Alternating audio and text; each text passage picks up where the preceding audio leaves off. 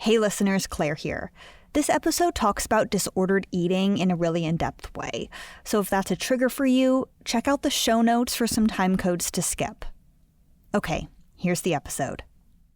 I have always loved Beethoven, even when I was like 6 years old, and I want other people to feel these same feelings about music. Roselie Samter is a classically trained violist with a love for Beethoven.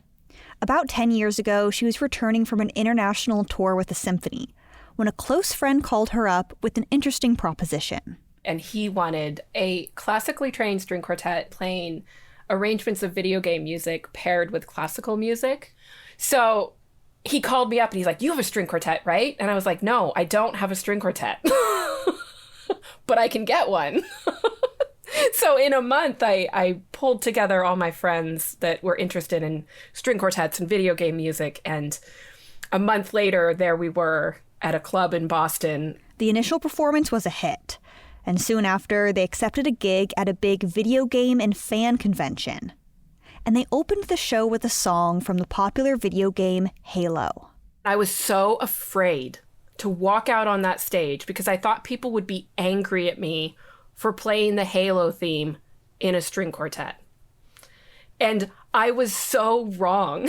When we went on stage and played, people were singing along. It was an incredible experience. And that was kind of the moment that really cemented to me the importance of what we were doing. And I guess I hadn't at this point found a path in music that I really felt like I connected with my audience. And by playing these themes that people have grown up with, they connect with it and it's important to them. Videri String Quartet was born, and Roselie dedicated everything she had to it. Waking up at 4 o'clock in the morning to practice so that when I showed up to rehearsal, I wouldn't let my quartet members down because I wanted to be not only prepared, but I wanted to be at the top of my game.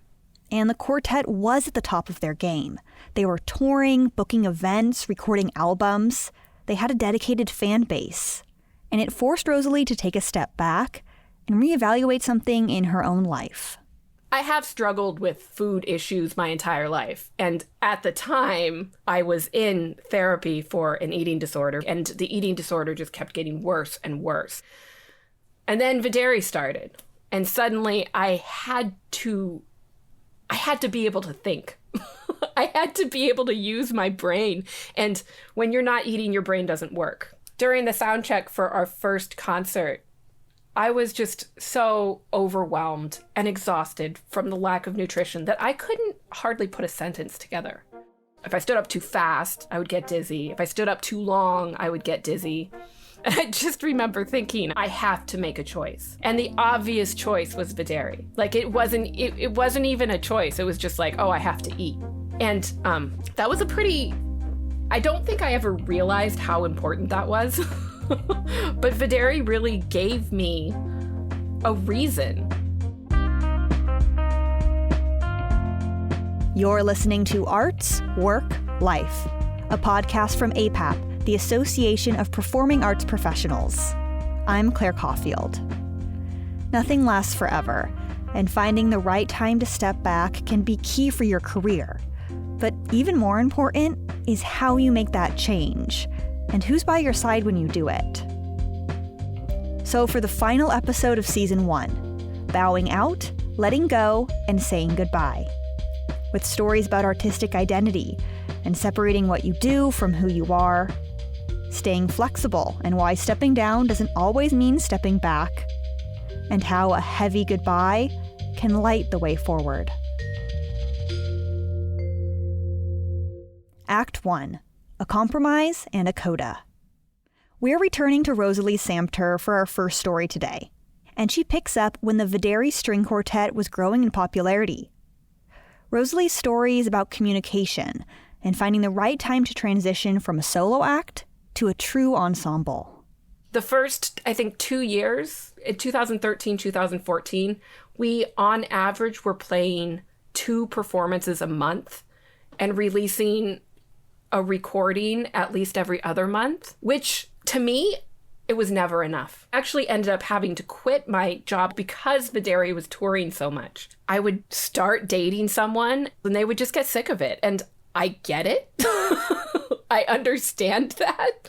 But there was not anything more important than the quartet. In early 2019, I went into anaphylactic shock, and they gave me 2 EpiPens, and they sent me to the hospital, and I was fine. But I couldn't get in to see an allergist it was a month. And so for a month, I was afraid to eat anything. And that is exactly what the eating disorder wanted. We were rehearsing so much, and for the first time ever, I was not able to eat. Because up until then, like even as it started to claw its way back, it'd be like, oh, it's a Videri week. Oh, I need to eat. Or I'm not going to make it through rehearsal. And then it's like I suddenly couldn't eat things. Like I needed to count calories. I needed to write down every step of exercise just to have some sense of control. And this is also the time where we created this album that was all video game music and classical string quartets kind of paired with each other. And we were just all so excited about it. We had the recording studio booked first week of July. And in the middle of June is when my therapist was like, you have to go be evaluated at an eating disorder center. So I I scheduled an intake, and they wanted to admit me that day. They were afraid that I would not make it another 2 weeks without being admitted to a hospital. And I told them I couldn't. I was like, I can't. We're recording. I was like, my quartet's recording an album in 2 weeks. This whole time recording the CD, I didn't tell anybody. And so here I was like in this beautiful recording studio, recording this music that I've spent my entire life was built up to that moment, but being so isolated and alone. I pretty much walked from the recording studio into the eating disorder center, which was amazing. I mean, it saved my life, but man, is it intense. I mean, I just cried all day that first day of being admitted because it's so overwhelming. You know, it's just like realizing that you have this problem that is big enough that you need to be in the hospital. And then, you know, like also having them force you to eat more than you've eaten in like 3 days. And it's painful. And I hate this part of it too, but it's like people with eating disorders, 1 in 10 will die. And so you're sitting in this room and you're like, the statistics aren't great. It's made me a lot more vocal about it because hearing people say that they got better, I never thought I could get better. And it wasn't until this year, so 3 years later, that I can say I'm better. And I was in the hospital for 3 months. And after that, I was discharged, but I was still going to support groups twice a week. And it's like recovery, it's a full-time job, you know, and like the quartet was so amazing because after the recording and after I told them I was going into treatment, they were just like, they were phenomenal.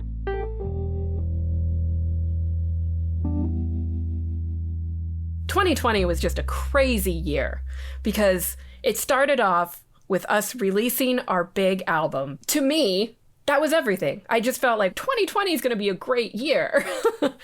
And then gigs started getting canceled. And then to lose that all in a second, it was so hard. It wasn't just losing your career, but for me, it was losing my identity. My identity was so interwoven with Videri at this point that I couldn't separate them. And so we immediately, you know, like started to talk and we decided to do an arrangement competition. So they had to pick a song from a video game and turn it into a performance piece. We did all the judging on Zoom, and there's this piece that's unbelievable. Like extended technique, super gritty, super like not what you would expect. After it played, we just kind of sat there, blown away. We're like, oh, this has to be the winner. It captured everything about the pandemic so well, down to the name. And the name of the track is Alone We Have No Future. So I had to learn how to record myself. I was in my room and I started recording this track. And it was like, in that moment, I was back in the quartet. And it's like, I was so happy I started crying. I had to do the whole take again. It was one of those moments where it's like suddenly you feel complete and you didn't even realize that you were broken.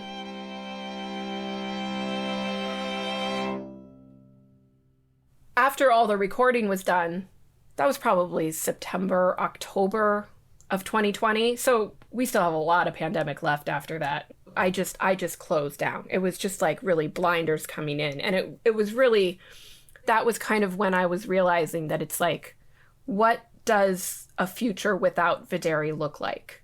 So probably about year 2 into the pandemic, practice is falling away. Like, I'm not doing anything with Videri. And so I really started to think about it. And I was like, there's a chance that we'll all just decide not to stay as a quartet.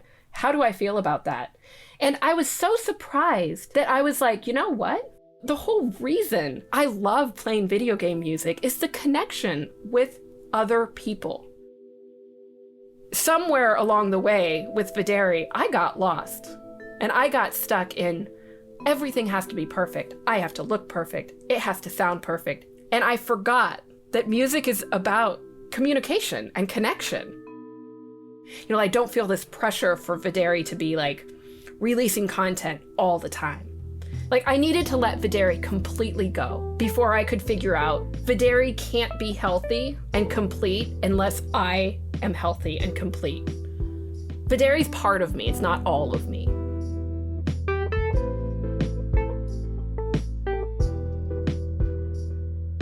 Roselie Samter is the founder and violist in the Videri String Quartet. She's based in Boston, Massachusetts.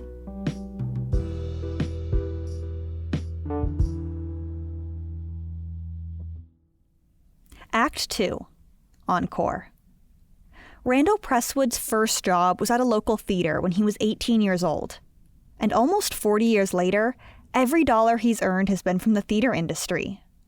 In his story, Randall looks back at his career thus far and shares how bowing out at the right time can lead to unexpected joys. Theater's deadlines. The more shows you have, the more deadlines you have, the more hours you put in. It's hard work, but you always have a project that's being completed.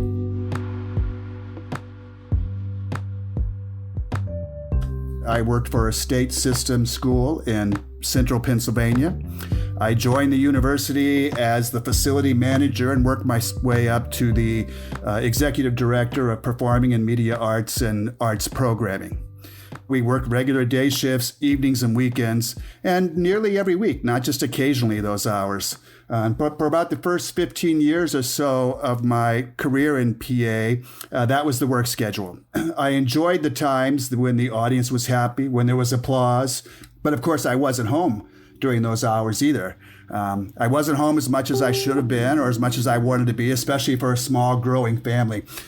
I met my wife in the theater, so she understood. My kids are both creative and smart, so they understood. But you have to know as you go into this that understanding something is not always the same as accepting it. The more years I spent at the university, the more technology I was able to put into the venues, the easier my job became. So that suddenly made my time a lot more available to me. So now I could take my wife with me to conferences. We would go into larger cities and enjoy the arts. We were having a good time. And suddenly I wasn't always at the office.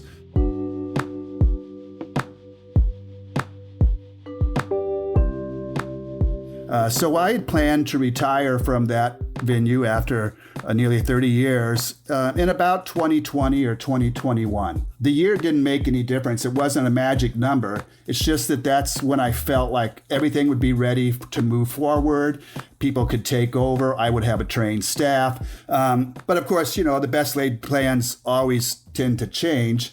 And during that time period of planning, the university decided to hire a new president and new upper administration. This new administration had already had a track record of being unsupportive in the arts. We talked a few times, and I remember the quote very well.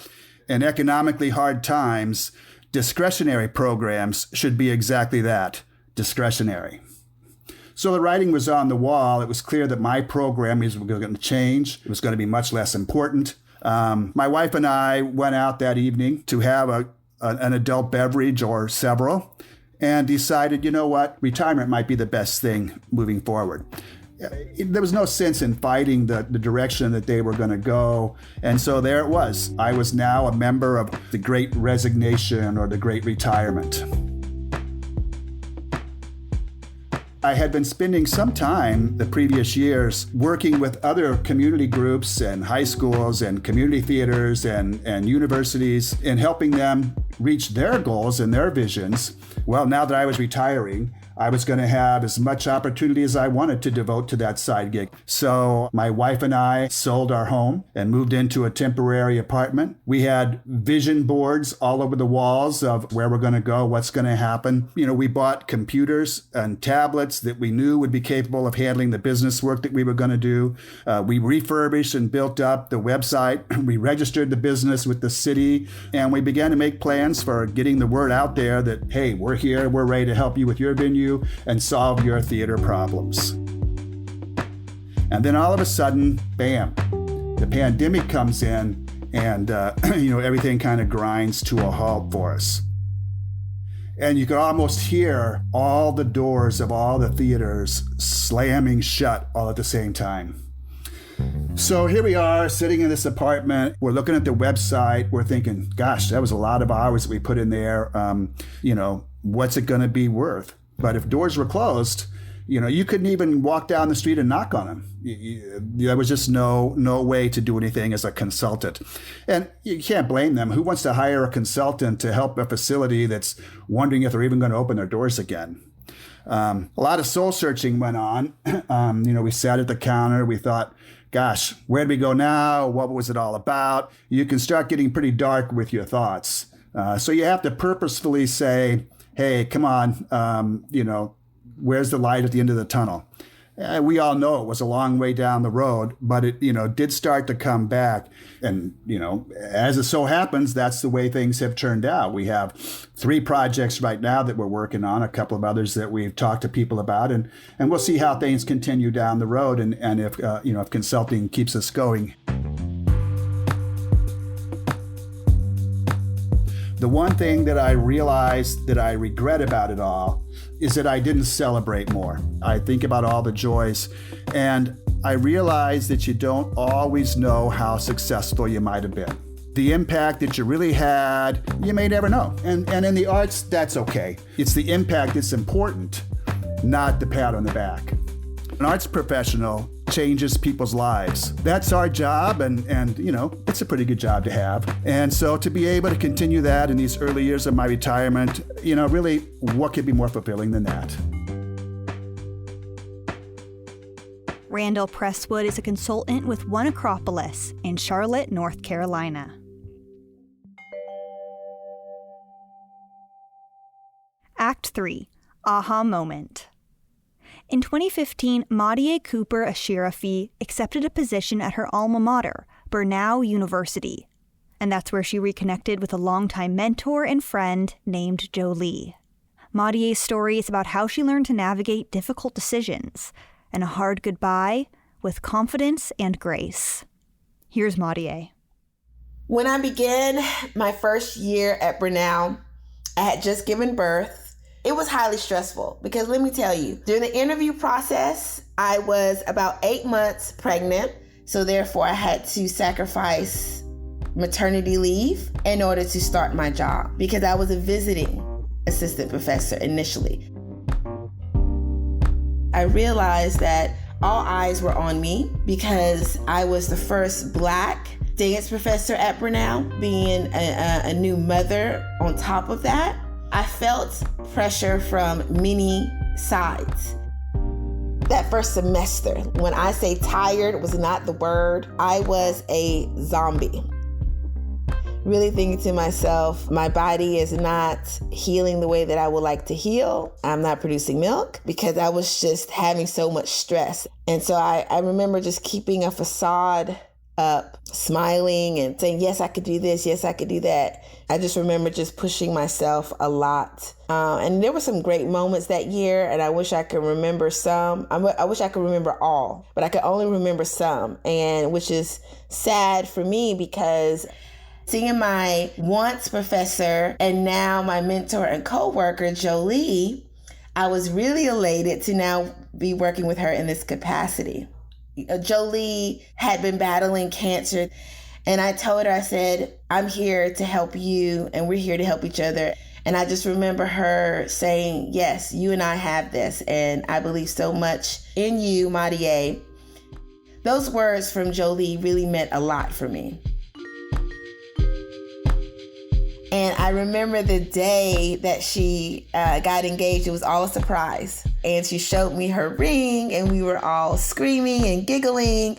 And I bust out singing the Beyonce song. He put a ring on it, and we just started laughing. And oh, just the joy. I knew at that point that our relationship was more than a co-worker. You know, I felt that she was family, and she reminded me so much of my mom.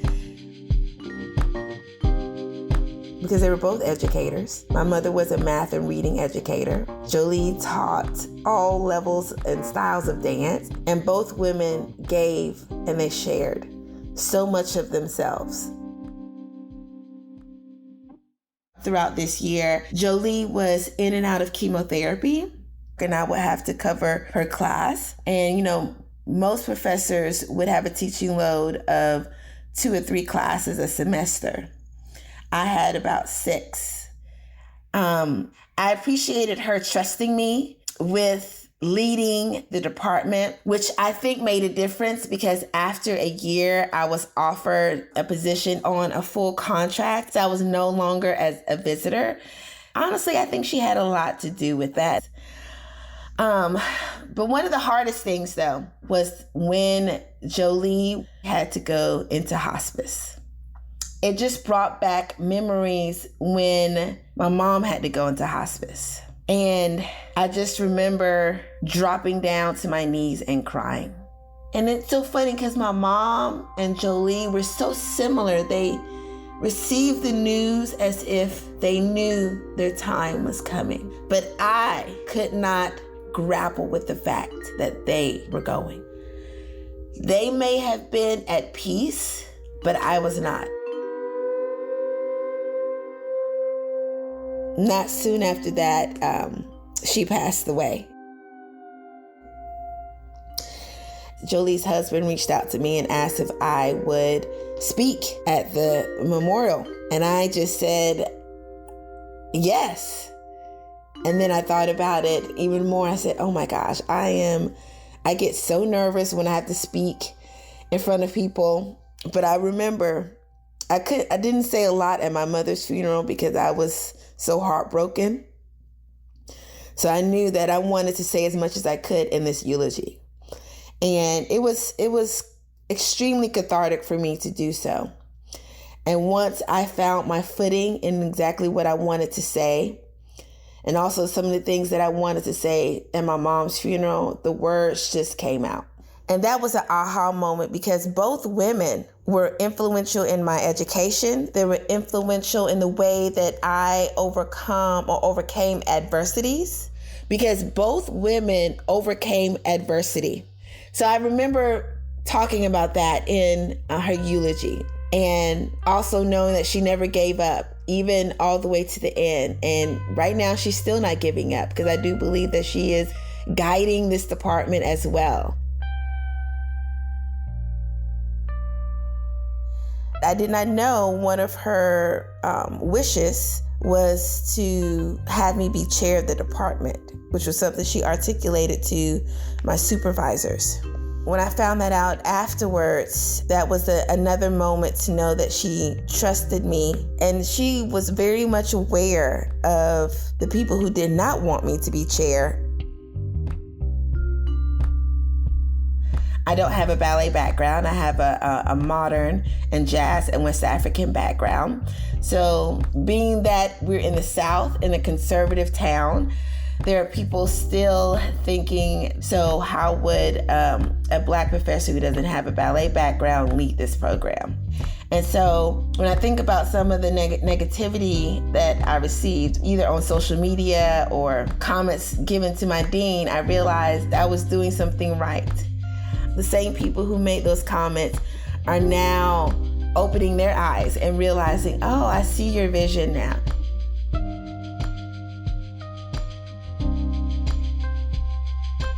And after the past 3 years, as a mother now of 2 children, I realized that it is so important to understand how to deal with conflict, also how to deal with saying no, because Jolie did that very well. She created boundaries like no other. I'm still working on that, but I have improved tremendously. And as a leader with my own coworkers, to keep in mind their work-life balance, which is why I say patience is so key and being gracious is so key, and which is what I appreciated that of Jolie. She was patient and she was gracious in giving her time, and also knowing that her time too was sacred. So that was my aha moment. This eulogy, I was able to say thank you to my mentor, and also thank you by way of thanking my mom. Now with both women, as I call being my guardian angels, I can firmly say that I am soaring. Madia Cooper-Ashirifi is the chair and associate professor of dance at Brenau University in Gainesville, Georgia. And now it is time to say goodbye to Season 1 of Arts, Work, Life. I cannot thank you enough for being a listener. This podcast has been such an incredible gift and experience, and I hope that you've enjoyed listening as much as I have loved meeting these amazing storytellers and working on these episodes. And this isn't goodbye forever. It's just goodbye for now, because the podcast will be back for Season 2. Arts, Work, Life is a production from APAP, the Association of Performing Arts Professionals. APAP is a national service organization for the performing arts presenting, booking, and touring industry. You can join APAP at apap365.org. I'm Claire Caulfield, your host and producer. Jenny Thomas is our executive producer. And our music today is from Videri String Quartet, courtesy of Roselie Samter, and Blue Dot Sessions. This podcast wouldn't be possible without the generous support of the Wallace Foundation, so thank you. Other thank yous to Sherry Larson, the APAP staff and board of directors, and all of our amazing storytellers this season: Claudia Norman, Lynn Jordan, Michael Sakamoto, Anthony Torres, Lynn Newman, Tamara Bajarano, Taylor Gordon, Craig Knutson, Tony Lepresti, Rachel Fine, Paige Alyssa, Rick Whitaker, Taylor Abrahams, Ariel Davis, Andy Joyce, Yukio Kanuki, Emily Marks, Monique Martin, Carolyn Van Brunt, Roselie Samter, Randall Presswood, and Madia Cooper-Ashirifi. And finally, thank you to the hundreds of thousands of arts workers across the world. Your stories matter, and arts workers are essential. Please submit your own story to Season 2 of this podcast, and tell your friends, coworkers, and fellow arts workers to do the same. apap365.org/podcast. And if you love the show, tell your friends, and as always, please leave us a review. It helps other people find the show. Arts, work, life. That's real.